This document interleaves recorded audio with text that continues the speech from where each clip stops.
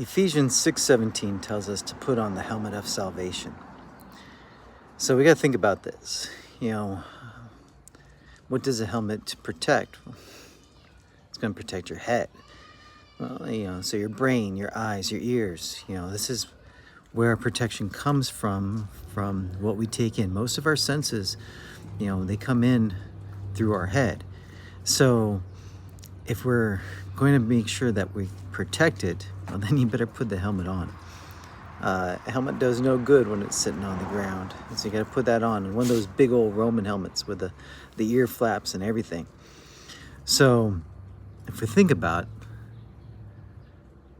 what can salvation do to protect our head?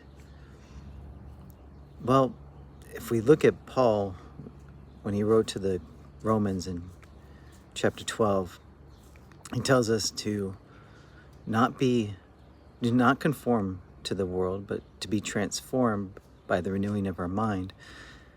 We need to take time. We need to understand our salvation.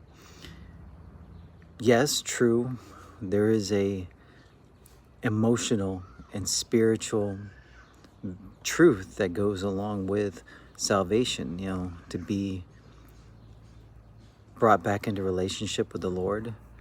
That's good and that's right.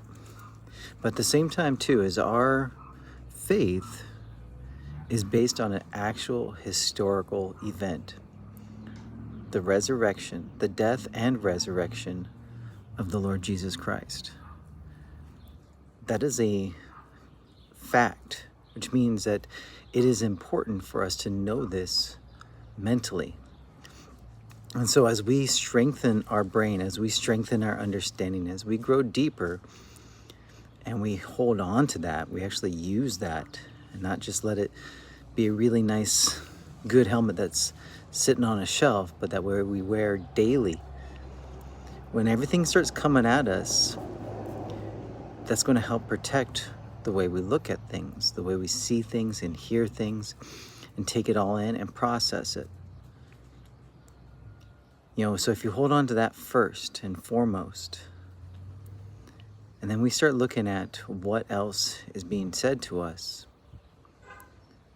we take it in with that perception, that point of view, it's going to protect us from what comes at us. And we have no reason to fear what anybody else has to say because we know what's true. So hold on to that and put on your helmet. See you later.